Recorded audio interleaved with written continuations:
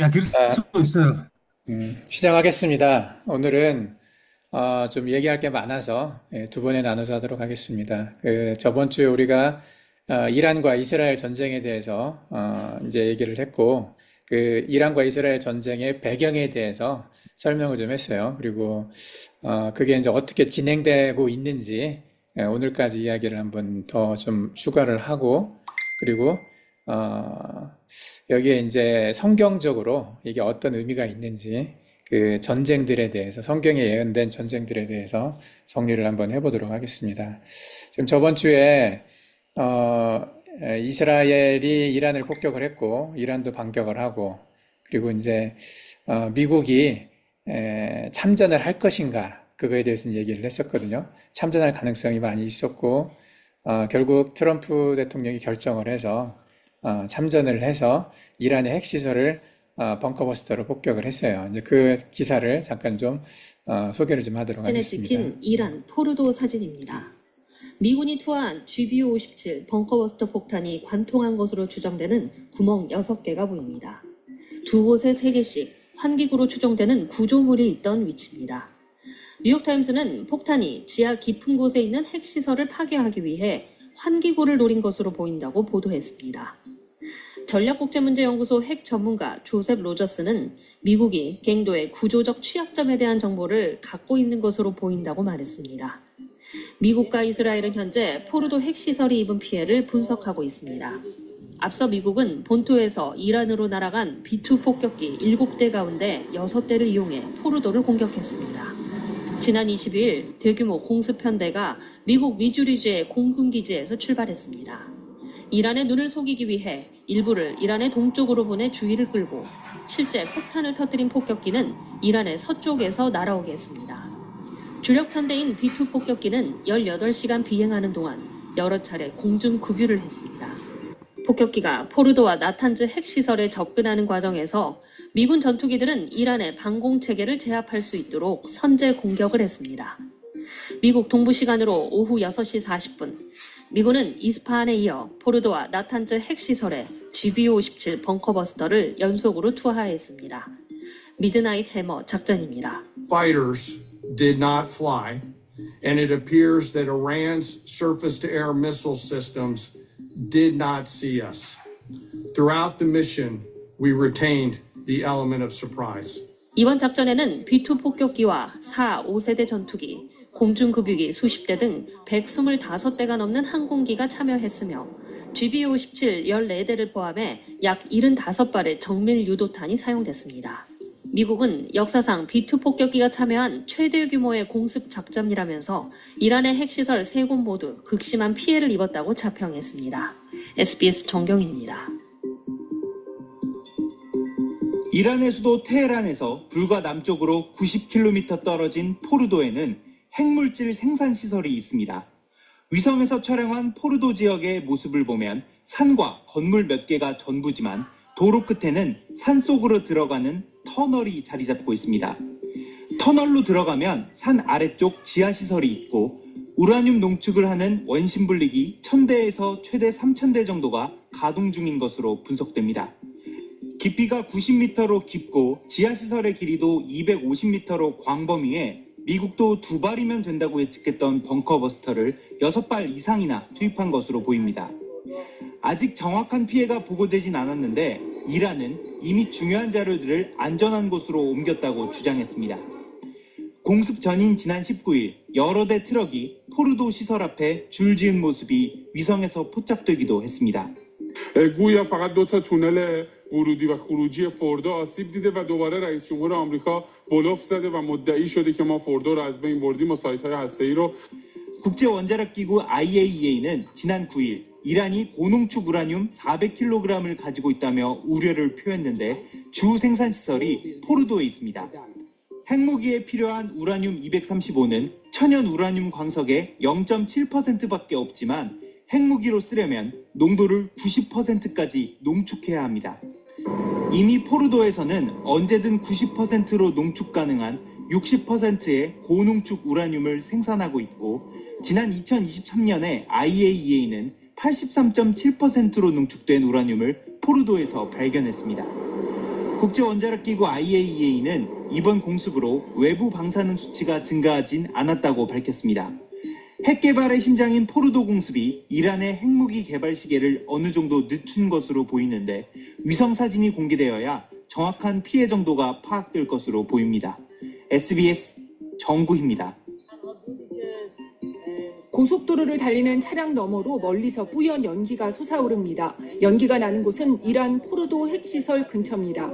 미국이 포르도 핵시설에 벙커버스터를 투하하는 영상은 아직 공개되지 않은 가운데 CNN은 이 영상이 찍힌 고속도로에서 포르도까지는 13km 정도 떨어져 있다며 연기가 나는 곳이 정확히 어느 지점인지는 확인되지 않았다고 전했습니다. 트럼프 미국 대통령은 포르도를 비롯해 나탄즈와 이스파한 등 이란의 주요 핵시설이 미국의 공격으로 완전히 파괴됐다고 밝혔습니다. Iran's key nuclear enrichment facilities have been completely and totally obliterated. 그러나 이란 당국은 공격 여파가 크지 않았다며 포르도 핵시설은 심각하게 파손되지 않았고 출입구와 진입 터널 등만 피해를 입었다고 주장하고 있습니다.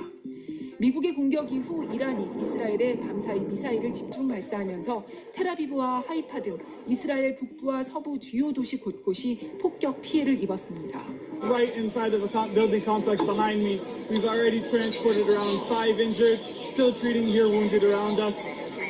한편 국제원자력기구 IAEA는 미국의 공격 이후 이란 핵시설 주변의 방사능 농도가 높아지지는 않았다고 설명했습니다. IAEA의 그로시 사무총장은 이번 공격과 관련해 내일 IAEA 이사회 긴급회의를 소집하겠다고 밝혔습니다.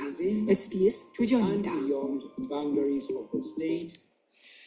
자, 이렇게 며칠 사이에 많은 일들이 있었어요. 이러고 나서 어제 이란이 보복 공격을 했어요. 그래서 미군 기지에 미사일을 발사를 했고, 그러고 나서 갑작스럽게 또 이제 휴전 합의가 발표가 됐어요. 이게 일종의 과정인데, 우리가 저번에 얘기했던 것처럼 아마 이란이 가지고 있는 그 무기 수준이나 경제력이나 이런 걸로 봐서는 미국이나 이스라엘에 대항해서 싸울 수가 없을 거다 예상을 했었고, 그리고 이란을 도울 수 있는 나라들, 러시아나 중국도 지금 자기들도 힘들기 때문에 지금은 이란을 이렇게 도울 수 있는 상황이 아닐 거기 때문에 휴전을 할 거라고 생각은 했어요. 근데 휴전을 하기는 하지만 그냥 휴전을 하면 항복하고 똑같기 때문에 이란도 뭔가 보복을 하고 나서 그러고 나서 휴전을 발표를 할 거라고 예상을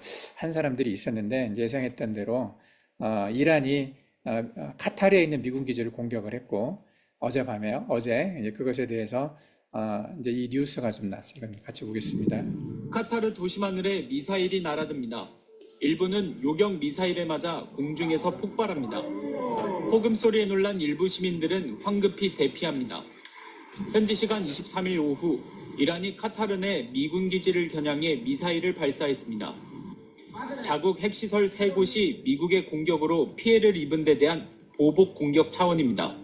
در عملیات بشارت فرد پایگاه تروریستی آمریکا در العدید قطر را هدف تهاجم ویرانگر و قدرتمند موشکی قرار داد.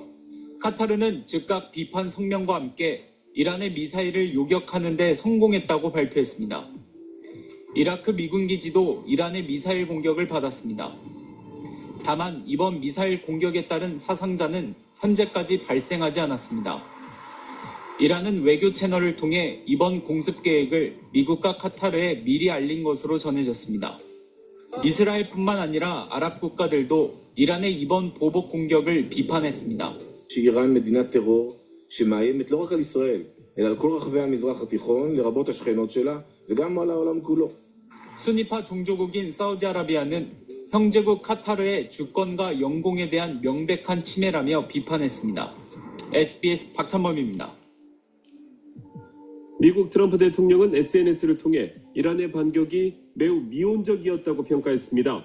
이란이 발사한 미사일 14발 가운데 13발은 격추됐고 나머지 한 발은 위협적이지 않은 곳으로 향했다고 전했습니다.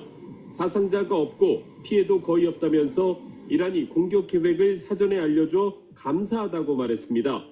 트럼프 대통령은 더 이상 증오가 없기를 바란다면서 이제 이란은 평화를 위해 나아갈 수 있을 것이라고 기대했습니다. 제한적인 충돌 속에 시장은 안도하는 분위기였습니다. 서부 텍사스산 원유 가격이 7% 이상 떨어지는 등 유가는 급락세를 보였고 다우지수를 비롯한 뉴욕 증시 3대 지수는 모두 상승했습니다. 앞서 트럼프 대통령은 미군이 타격한 이란 핵시설들은 완전히 파괴됐고 모두가 그것을 안다고 주장했습니다. 그러면서 오직 가짜 뉴스만이 깎아내리기 위해 다른 소리를 한다면서 CNN, ABC, NBC 등의 언론인을 지목하기도 했습니다. 이란 공격에 대한 국내 여론에 신경 쓰는 모습인데 이란의 제한된 보복 이후 미국 내 여론이 어떻게 움직일지 주목됩니다. 워싱턴에서 SBS 김용태입니다. 트럼프 미국 대통령이 이란과 이스라엘이 완전한 휴전에 합의했다고 밝혔습니다. 트럼프 대통령은 조금 전 자신의 SNS를 통해 이란과 이스라엘이 휴전에 합의했다고 밝혔습니다. 트럼프 대통령은 이란과 이스라엘이 차례로 휴전에 들어가며 24시간이 지나면 지난 12일간의 전쟁의 공식 종료가 선언될 거라고 전했습니다. 자, 이게 이렇게 급박하게 뉴스가 진행이 됐어요. 그래서 여러 가지 일이 한꺼번에 일어났는데 이란이 보복을 한다고 미사일을 발사를 했는데 그거에 대해서 미리 미국 측에 알려줬어요. 우리가 이렇게 공격을 할 거다.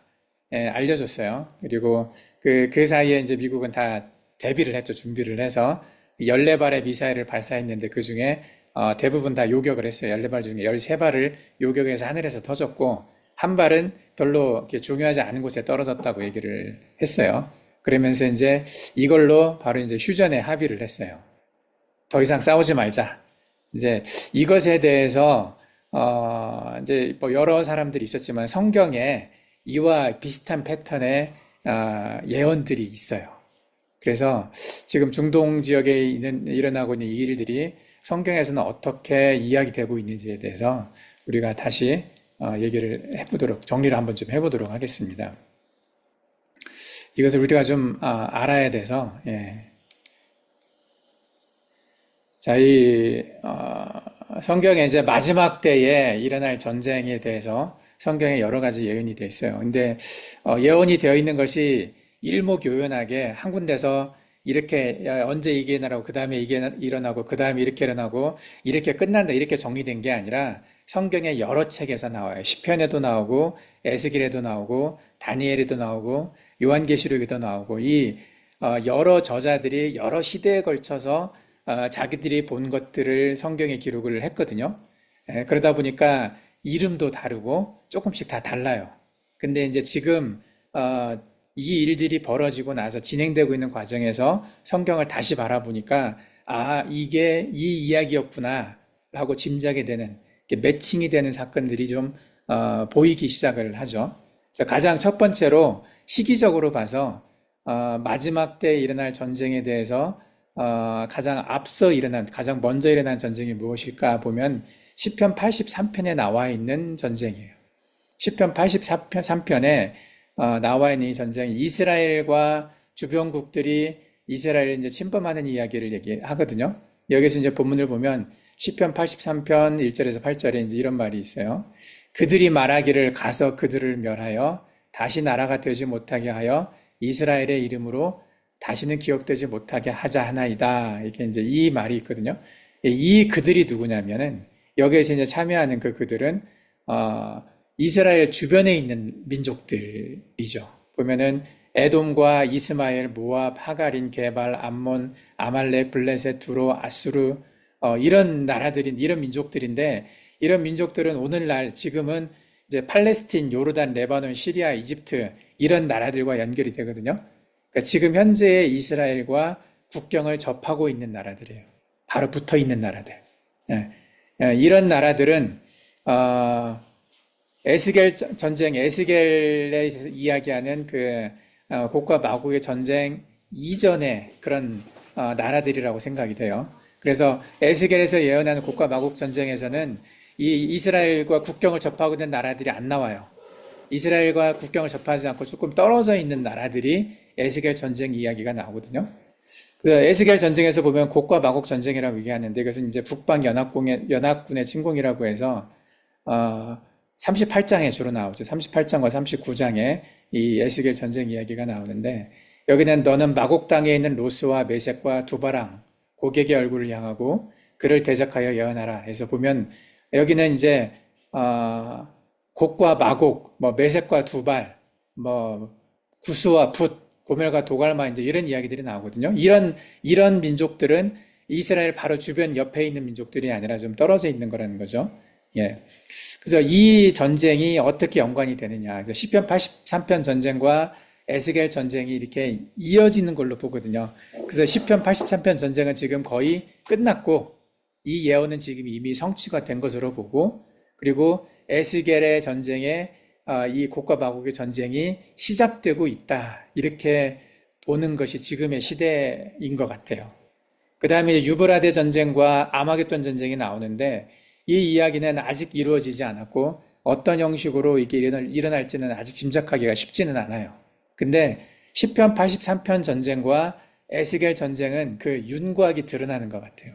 윤곽이란 말은 대충 어떤 모양일까, 어떤 식으로 이 전쟁이 진행될까 짐작이 되게 되는 그런 사건들이 지금 이번 이란과 이스라엘 전쟁을 통해서 어느 정도 드러나고 있는 것 같아요.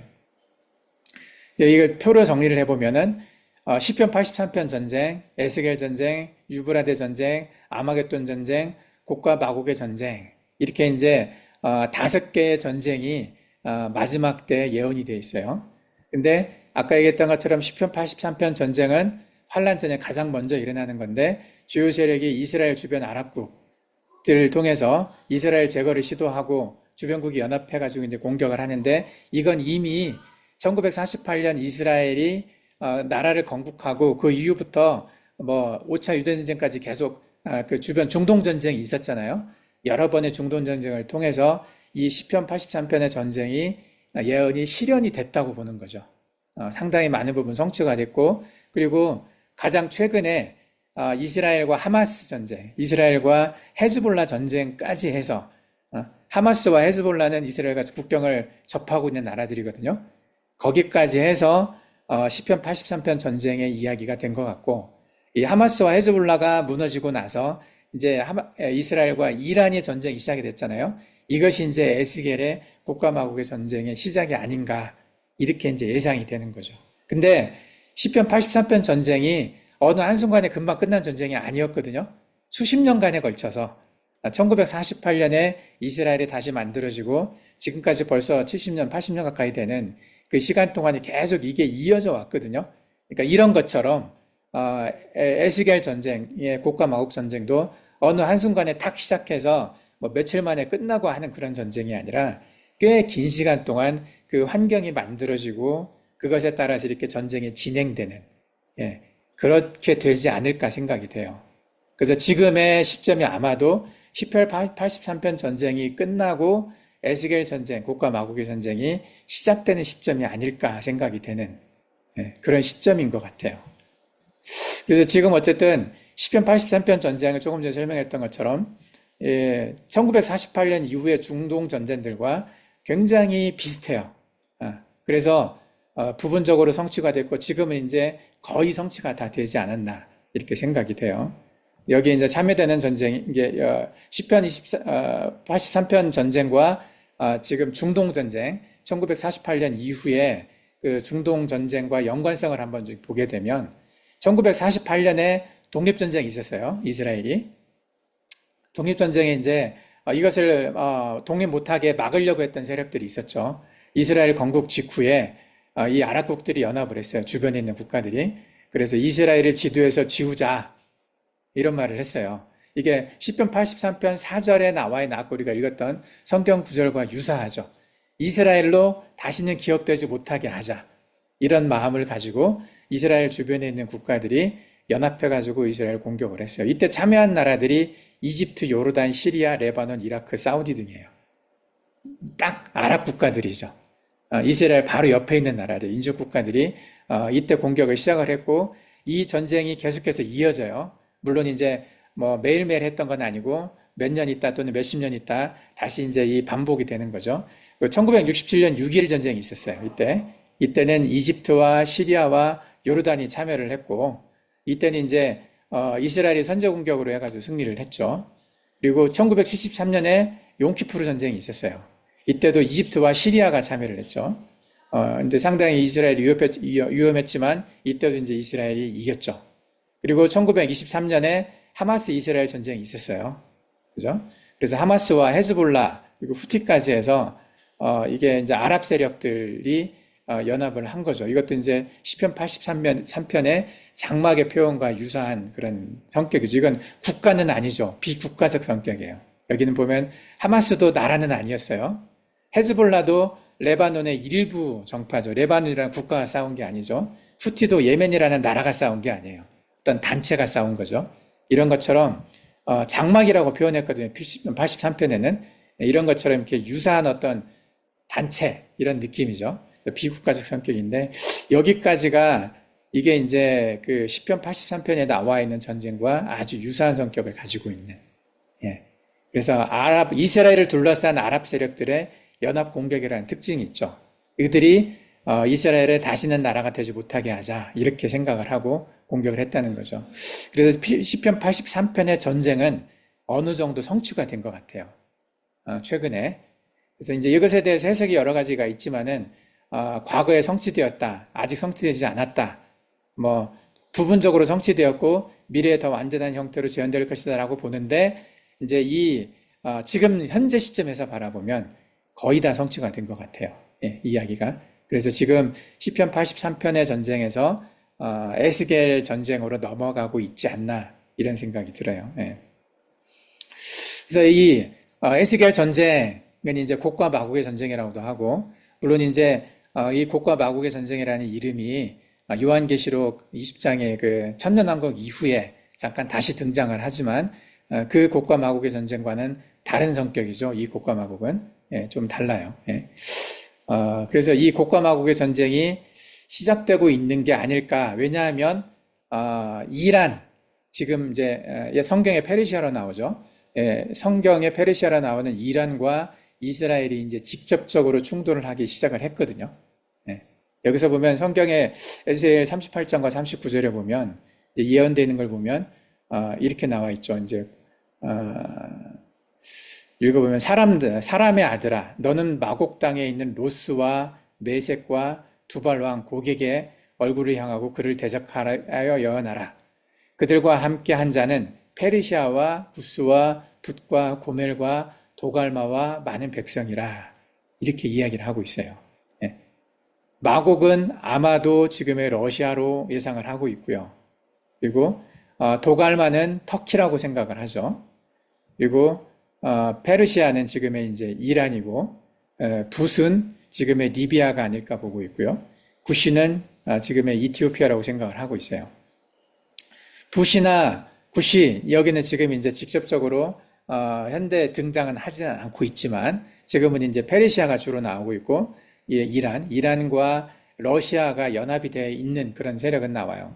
그리고 이제 터키는 어떻게 관여될 것인지 아직 구체적이지는 않은데 어쨌든 이 메셀과 두발은 터키죠. 그래서 이 페르시아, 이란과 터키와 러시아가 결국은 연합을 해서 이스라엘을 침공하게 되지 않을까라고 이제 예상을 하고 있는 거죠. 근데 현재는 이란만 이제 전쟁에 지금 개입이 되었죠. 그래서 이스라엘과 이란이 전쟁이 됐다는 얘기는 이 이후에 지금은 아니지만 이 이후에 도갈마, 터키와 러시아를 포함한 여러 나라들이 다시 공격할 시간이 있을 거라고 예상이 되는 거죠. 그래서 이것은 이제 아까 얘기했던 것처럼 시편 83편의 전쟁도 오랜 시간에 걸쳐서 이루어졌어요. 그런 것처럼 분위기가 만들어지고 여러 상황에 따라서 이제 공격했다가 멈췄다가 다시 공격했다가 이렇게 이제 되는데 지금은 이스라엘 주변에 있는 나라들하고는 평화의 시기가 오고 있다는 거죠.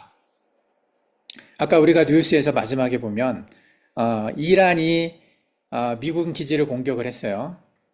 카타르에 있는 미군 기지 그리고 이라크에 있는 미군 기지를 공격을 했는데 그것에 대해서 아랍 국가들은 이란을 비판하는 성명을 냈어요. 이란 잘했다 박수 친 게 아니라 이란 잘못했다. 아까 이제 뉴스에 그 얼굴이 나온 사람이 이제 모함마드 빈 살만이라고 사우디아라비아 이제 왕세자, 식권자죠. 권력 있는 그 사람이 비판을 하는 이야기가 나와요. 그런 것처럼 이란하고 아랍 국가하고는 지금 다른 길을 가고 있거든요. 이란은 시아파, 아랍 국가들은 순위파인데 대부분 이 아랍 국가라고 얘기하는 것은 과거에 아브라함의 자손들이잖아요. 똑같이 아브라함의 자손들로 이삭과 뭐 이스마엘과 또는 이제 에서와 이제 여러 라인으로 나눠진 이들 모두가 아브라함의 자손이라고 해서 아브라함 협정이라고 하는 것을 맺고 있었거든요. 우리가 똑같은 아브라함의 자손인데 싸우지 말자. 우리가 잘 지내자. 그게 이제 평화협정이거든요. 이제 그것이 지금 가고 있는 중이죠. 그래서 이스라엘과 사우디아라비아가 그 협정을 맺으려고 했었고, 그것을 이제 반대해서 그것이 싫어서 하마스가 이스라엘을 공격했다고 얘기를 하거든요. 작년에 하마스가 이스라엘을 공격했던 이유가 이스라엘과 사우디아라비아가 협정 맺으려고 해서 그런 얘기가 있어요. 그래서 그걸 방해하려고. 근데 결국에는 이제 하마스와 헤즈볼라는 지금 이제 거의 멸망을 했고 없어져가는 추세고, 그러는 과정에서 이스라엘과 아랍은 화해를 하는 거죠. 화해. 평화협정을 맺고 그 화해라는 과정에서 주도적으로 그 일을 한 사람들이 있어요. 그 중에 하나가 무함마드 빈 살만, 사우디아라비아의 왕세자거든요. 그리고 제럴드 쿠슈너라고 트럼프의 사위죠. 이 사람들이 그 중동에 특히 이제 이스라엘 주변의 아랍 국가와 이스라엘 사이에 평화 분위기를 만들고 있는 그런 상황이죠. 근데 현재 이제 이스라엘과 이란은 이제 전쟁이 곡과 마곡의 전쟁으로 아마 성경에 예언되어 있던 이걸로 이제 이어졌다고 이제 생각이 되는데, 이란이 그 연결점, 에스겔에 나와 있는 곡과 마곡의 전쟁의 그 연결점이 된 거죠. 이란 뒤에 러시아와 뭐 터키와 중국과 뭐 북한이나 이런 나라들이 연결이 되고, 그리고 이제 이스라엘 뒤에는 서방의 여러 유럽 국가들이나 또는 이제 미국이 연결이 된단 말이죠. 한국도 여기에 개입돼 있어요. 솔론고스도. 왜냐하면 솔론고스와 이스라엘은 되게 친해요. 무기도 서로 교류를 하고, 한국에서 만든 무기가 이스라엘 가기도 하고, 또 그 아랍 국가들의 한국 무기가 많이 가 있어요. 예를 들면 예멘이나 그 사우디아라비아나 아랍에미레이트 뭐 이런 나라들이 이제 한국 무기를 많이 구입을 했거든요. 지금 한국에서 만든 무기 굉장히 많이 가 있어요. 조금 가 있는 게 아니야. 엄청나게 많은 무기가 지금 아랍 국가들에 가 있어요. 그래서 한국에 만든 거의 모든 무기가 아랍 국가들이 그 무기로 무장하고 있다고 해도 과언이 아닐 정도로, 뭐 이집트에 K9 팔았고, 그리고 이런 한국도 지금 이렇게 밀접하게 연결이 돼 있어요. 멀리 떨어져 있지만. 그래서 이게 지금 어떻게 진행이 될 건지 이제 우리가 생각을 이제 더 깊이 생각을 해야 돼요. 근데 이제 하나 문제가 뭐냐면, 에스겔 전쟁에서 보면 조건이 있어요. 에스겔 조건이 뭐냐면, 전쟁이 일어날 때 이스라엘의 상황이 울타리가 없다고 돼 있어요. 아주 평화로운 상태라고 돼 있거든요. 근데 지금까지는 이스라엘은 굉장히 무장을 해야 됐었고 여러 주변 나라들과 싸웠어야 됐잖아. 그죠? 하마스와 헤즈볼라와 늘 긴장 관계에 있었고 전쟁을 하고 있었고, 뭐 이집트나 시리아나 뭐 이런 나라들과도 전쟁을 했었고, 근데 이들과의 평화 관계가 된 상태에서 울타리가 담을 쌓지 않아도 될 정도의 아주 평화로운 상태가 됐을 때 곡과 마곡의 전쟁이 일어난다고 돼 있거든요. 근데 지금 그런 상황이 아니거든요. 그래서 아직은 곡과 마곡의 전쟁이 일어날 그런 예언과 적합 딱 맞지는 않아요. 여기 보면 이스라엘 상태가 있어요. 에스겔 38장 11절에 보면 이스라엘의 상태가 평안이 거하는 상태여야 돼. 평안이 거한다. 그런 상태여야 됐는데 아직은 그런 상황이 아니었기 때문에, 근데 이제 요번에 휴전이 됐기 때문에 휴전이 되고 한동안은 아마도 이스라엘을 공격하는 세력이 없을 것 같아요. 이스라엘 공격을 못하지. 주변에 있는 나라들 다 정리가 됐고, 그리고 이란도 지금 휴전이라고 말을 하지만 거의 항복한 거나 마찬가지거든요. 이란도 지금 이스라엘과 지금 싸울 수 있는 힘이 없기 때문에, 근데 아마도 이번에 평화협정을 맺어서 이렇게 태평하게 이제 평화로운 상태로 살다가 평안이 거하다가 어느 시점이 되면 다시 공격을 할 거라고 생각을 해요. 하나님이 개입하지도 않았고, 그죠? 성경에 보면은 지진, 우박, 불, 전염병 이런 것들이 이제 초자연적인 심판이 있을 거라고 되어 있는데 이게 지금 아직 되지는 않았어요. 그런 걸로 봐서 아직 발생한 건 아니다. 그렇지만 이란과 이스라엘의 이번 전쟁으로 인해서 그게 시작은 됐다 생각을 하는 거죠. 에스겔의 곡과 마곡의 전쟁이 스타트는 했고, 그게 이제 어떻게 진행이 될지 그 환경이 이제 만들어져 갈 거라고 생각이 돼요. 그리고 연합군이 아직 형성이 안 됐잖아요. 러시아, 이란, 터키, 북방연합이 있어야 되는데 서로 친한 것은 있지만 군대를 만들 정도의 아직 그 수준은 아니란 얘기죠. 그래서 아직 이게 성취는 안 됐고 미래 사건으로 보고요. 이런 전조, 현재 이란과 이스라엘 전쟁은 이 에스겔 전쟁이 시작되는 전조적인 사건. 그러니까 그 에스겔 전쟁이 시작되기 전에 나타나는 어떤 증상들, 전조 증상이라고 말하죠. 전조라는 얘기는 이제 그 어떤 본 전쟁이 일어나기 이전에 앞에 일어나는 어떤 그런 사인 같은 거거든요. 이런 걸로 이제 생각이 된다는 얘기죠. 그래서 이게 에스겔의 예언이 완전히 성취된 사건인지 아직 단정을 할 수는 없지만은 점점 그것에 가까워지고 있다. 이렇게 보는 거죠. 그래서 에스겔 38장 39절에 나와 있는 예언에 이제 관여되는 나라들, 현재로 보면, 마곡과 고메르, 두발은 터키, 러시아와 관련이 있고요. 그리고 페르시아, 이란, 알제리와 리비아가 붓과 관련이 있고, 수단과 에티오피아가 구스와 관련이 있다고 이제 이렇게 보는 거죠. 이거 보면, 여기서도 보면 이 주변 국가가 없어요. 그죠? 이스라엘이 이렇게 있는데 바로 있는 레바논, 시리아, 요르단, 사우디아라비아, 이라크, 옆에 이집트, 여기는 포함되지 않아요. 이 전쟁에. 아까 얘기했던 것처럼 시편 83편 전쟁은 요 주변 나라들이 다 포함되어 있었어요. 그 전쟁이 끝나고 헤즈볼라와 요 하마스가 무너지면서 그게 이제 끝나고 페르시아와 전쟁이 시작되면서 이 전쟁으로 이제 진행이 된 거라고 보는 거죠. 무슨 말인지 이해가 되죠? 요 주변, 이스라엘 주변의 요 나라들은 시편 83편의 전쟁이었고, 그리고 그 한 단계 벗어나서 요 밖에 있는 나라들이 이게 곡과 마곡의 전쟁이라는 거죠. 그리고 요 안에는 세상의 모든 강대국들이 포함되어 있어요. 이게 곡과 마곡의 전쟁을 그래서 3차 대전으로 봐요. 3차 세계대전. 3차 세계대전으로 아직은 안 갔지만 3차 세계대전으로 가는 길목에 있다. 그래서 이게 우크라이나와 러시아의 전쟁이 그렇고, 이란과 이스라엘 전쟁이 그렇고, 또 중국과 미국의 전쟁, 또 중국과 한국, 또는 중국과 대만, 중국과 저쪽 일본, 이곳에서도 어떤 전쟁이 일어날 가능성이 있어요. 그리고 인도에서도 얼마 전에 파키스탄과 전쟁이 있었잖아요. 이제 이런 것들이 이제 더 전조 증상으로 이게 전쟁이 났는데, 이게 더 크게 갈등들이 심화되면서 이게 한꺼번에 터질 수도 있겠다는 거죠. 이게 곡과 마곡의 전쟁이고, 이 곡과 마곡의 전쟁이 이어지는 게 유브라데 전쟁이고, 유브라데 전쟁이 더 나아가서 아마겟돈 전쟁까지 이어진다고 보는 거죠. 그래서 유브라데 전쟁과 아마겟돈 전쟁과 곡과 마곡의 전쟁은 같은 것일 수도 있어요. 성경에 서로 다른 곳에서 다른 이름으로 그게 이야기가 됐지만 연결되는 전쟁이라는 거죠.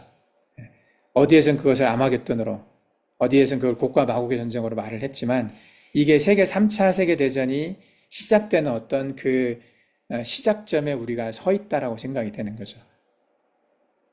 요번에 휴전이 돼서 그게 해결이 된 것 같지만, 이란과 이스라엘이 휴전했다, 그리고 이란이 항복했다고 말을 해서 해결이 된 것 같지만 그 해결이 아니라 그 과정을 거친 다음에 아까 얘기했던 것처럼 평화로울 때, 평안이 거할 때, 이스라엘의 상태가 아주 이제 행복하다, 자기를 공격할 곳이 없다고 생각할 때쯤에 이 곡과 마곡의 전쟁이 일어날 거라고 보는 거죠. 이게 성경의 이 패턴과, 성경에서 예언된 이 패턴과 실제 상황이 거의 맞아떨어져 가고 있는 것 같아요. 비슷하게 가고 있는 것 같아요. 그 중에 하나가 이제 휴전했다는 거죠. 그 휴전을 하는 것에 그 평화의 시기, 평화 협정을 누가 주도할 것인가, 이제 이 이야기가 내가 이제 다음 시간에 한번 다시 언급을 해서 정리를 한번 해볼게요. 이것을 주도하는 사람이 누굴까? 그게 아마 요한계시록에서 나오는 흰말을 탄 자, 적그리스도가 아닐까?